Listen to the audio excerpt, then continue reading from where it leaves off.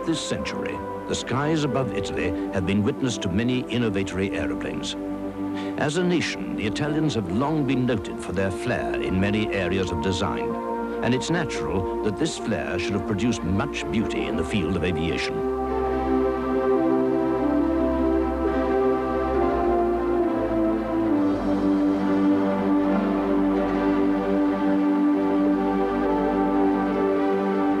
From the brilliant concepts of Leonardo da Vinci to the aerodynamic lines of this Mach-E 339 training aircraft, Italian designers have been constantly in the forefront of aviation technology. In the large consortiums that dominate today's industry, the names of the pioneers of Italian aviation survive. Names such as Mach-E, Fiat, Savoia, Marchetti, Breda, and Caproni.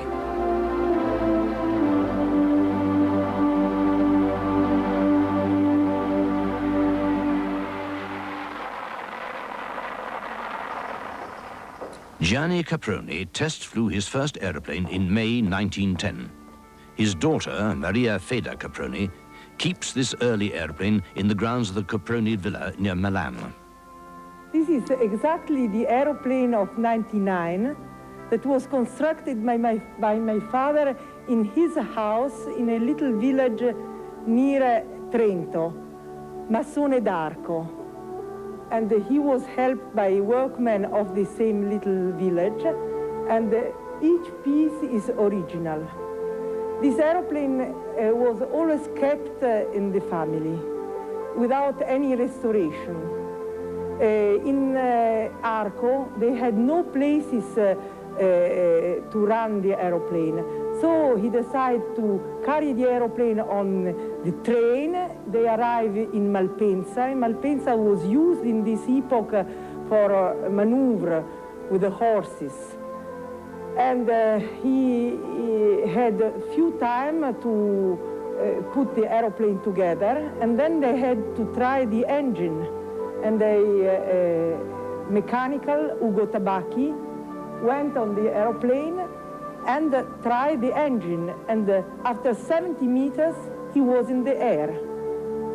And then he was crying, "How can I come down?" And my father, with his Isotta Fraschini, hurry up and say, "Oh, you must move this, do so and so," and he crashed, of course. At this time, aviation around the world was very much in its infancy, and Italy was no exception. Progress was achieved by imaginative and often dangerous experimentation. Manufacturing owed more to cabinet making than today's high-tech approach. There were few accepted rules or practices. Everything was open to debate. Nevertheless, pioneers were emerging at this time who were to have a far-reaching influence on the development of the airplane in Italy. Pilots such as Savoia,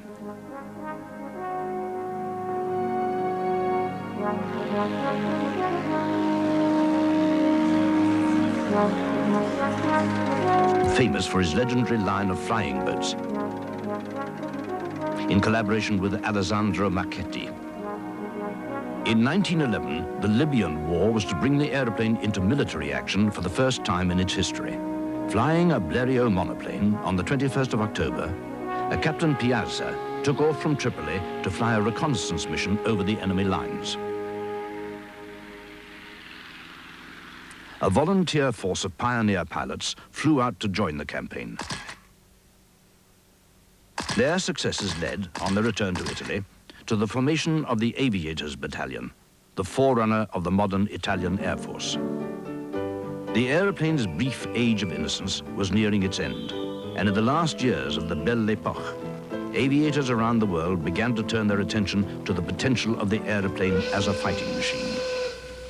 At the outbreak of the First World War, the man in command of Italy's Aviators Battalion was Colonel Guilio Douhet. From his experiences as a pilot during the campaign in Libya, Douhet had begun to develop a theory of tactical bombing.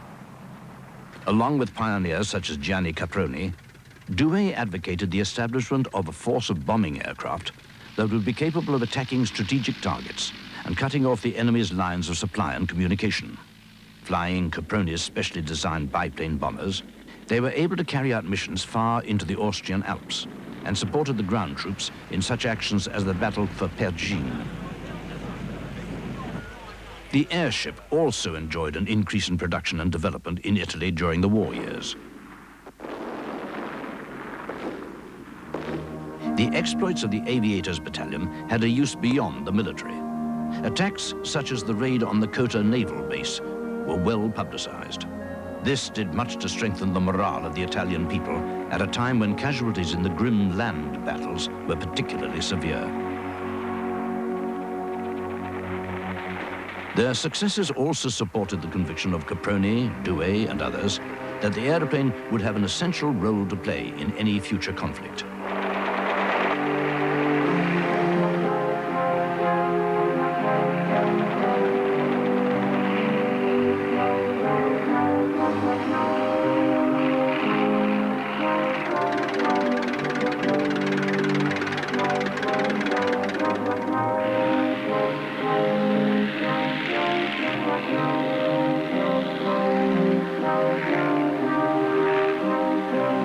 By the time of the armistice, the intensity of wartime aircraft production had led many of the pioneers in Italy to establish themselves as companies. With the coming of peace, Caproni, Fiat, Ansaldo, Macchi, and others would be faced with the sudden cancellation of military orders. However, peace would also bring new and different challenges.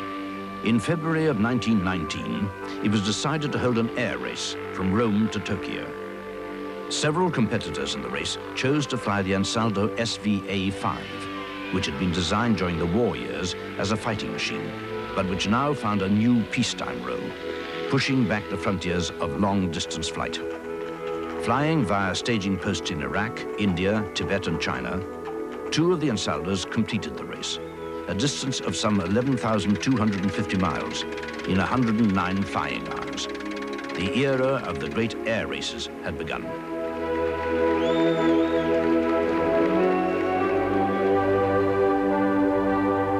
The Italian airship also enjoyed a peacetime role in exploring the new frontiers of aviation.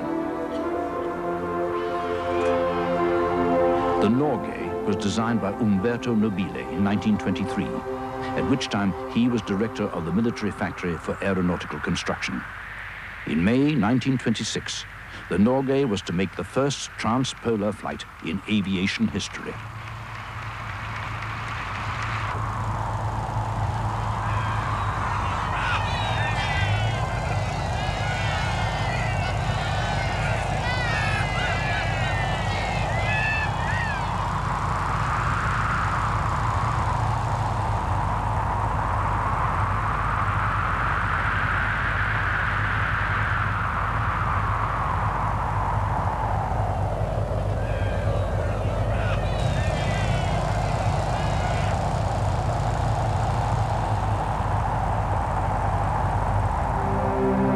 Gianni Caproni's CA-3 biplane and CA-4 triplane bombers had been the mainstay of the revolutionary bombing strategies of the Air Force during the war.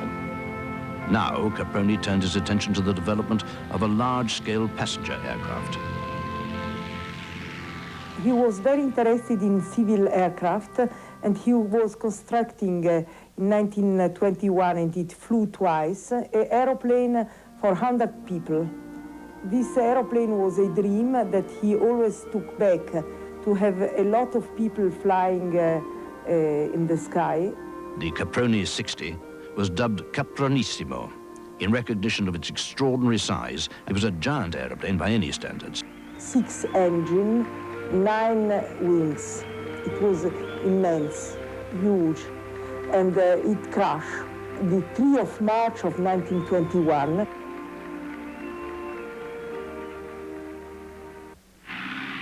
More successful was the Caproni 73 bomber. Designed in 1924, it was chosen to equip the Regia Aeronautica, the new Italian Air Force created by Mussolini in the previous year. Along with the Ansaldo SVA series, the Caproni bombers would continue to be the mainstay of the Regia Aeronautica for much of the period between the wars. Mussolini had created the Regia Aeronautica with the intention of building up Italy's air power, and so began a steady increase in design and production to provide the new aircraft that were needed. Production facilities were improved and enlarged, and manufacturing techniques modernized.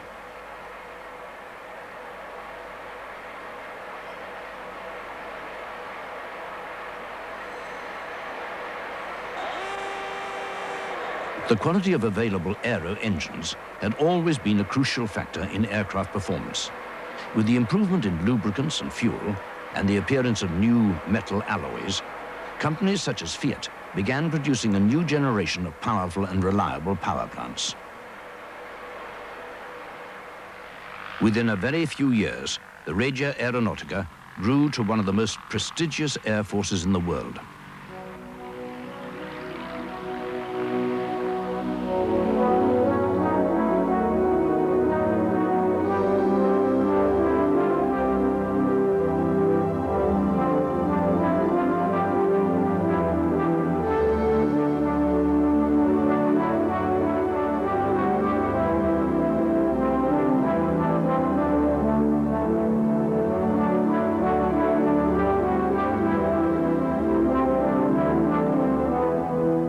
A central research establishment was founded to aid the progress of aviation technology. Named Guidonia in honor of the World War I flying ace Guidoni, the academy was to cover all aspects of the science of flight, from the theory of aerodynamics to the very practical problems of learning to fly.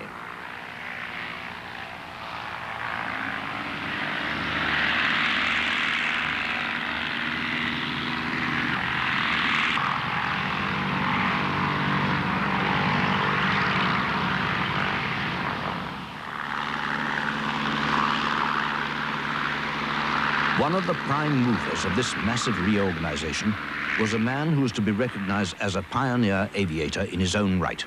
His name, Italo Balbo.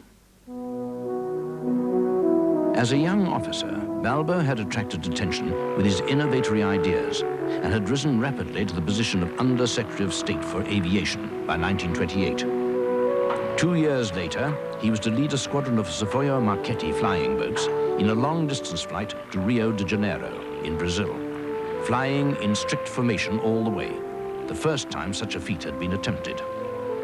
On his return from this adventure, Balbo immediately began planning an even more ambitious expedition. 1933 would be the year of the World's Fair in Chicago. It would also mark the 10th anniversary of the Regia Aeronautica. Balbo planned to lead 2 squadrons of flying boats, 24 aircraft in all, in close formation across the hazardous North Atlantic to visit the World's Fair to mark both occasions. Balbo's skills as an administrator ensured a meticulously planned operation.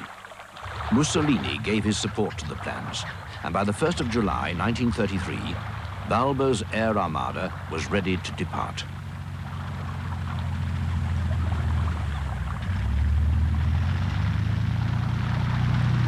The airplane that made this unique attempt possible was one of the most successful flying boats of all time, the Savoia Marchetti SM-55. Designed by Alessandro Marchetti, it first flew in 1925, and throughout a long and illustrious career, it acquired a legendary reputation for robustness and reliability.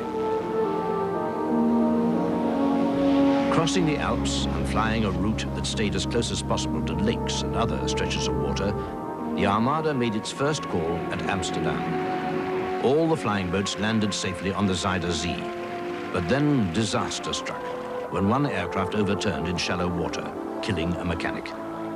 Despite this early setback, the Armada remained in good spirits, and the crowds in Holland flocked to catch a glimpse of this latter-day Columbus.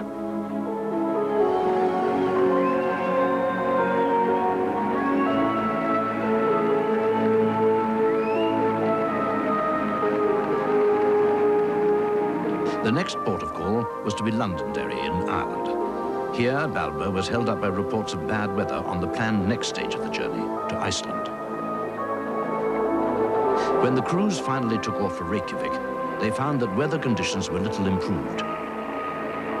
However, they succeeded in reaching their port without loss.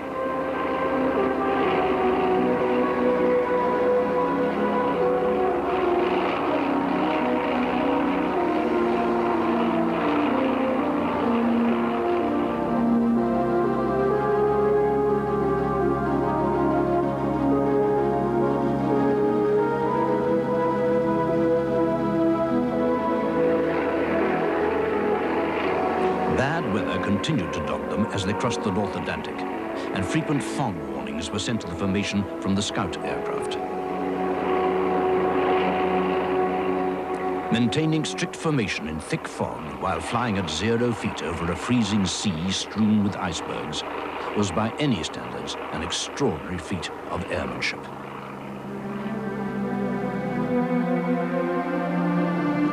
Balbo's persistence was finally rewarded when all 24 aircraft arrived safely over Lake Michigan, flying in impeccable formation, and were escorted to the World Fair by a galaxy of private and military aircraft and ships.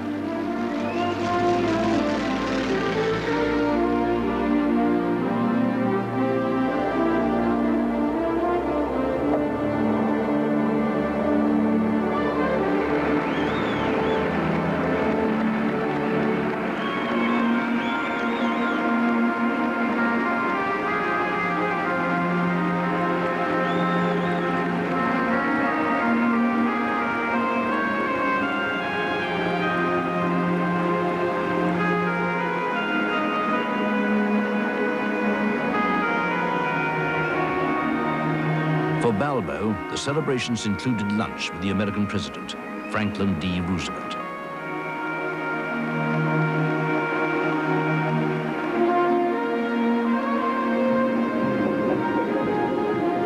Having been feted in Chicago, the Armada flew on to New York, where the large population of Italians ensured an even more rapturous welcome for the flyers.